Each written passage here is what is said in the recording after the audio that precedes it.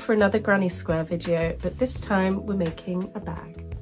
And we're using up our scrap yarn. I don't know about you guys, but I've got this big box filled with scrap yarn and I've been struggling to think of how I can use it.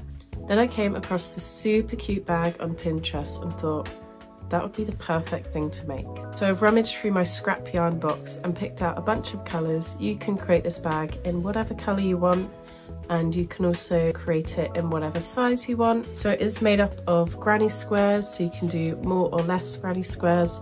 We've got 32 here, so I'm going to show you how to make a granny square, how to join it all together, how to add a strap. We've also got lining inside, so I'm going to show you how you can do that, and then this cute little fastening with a button.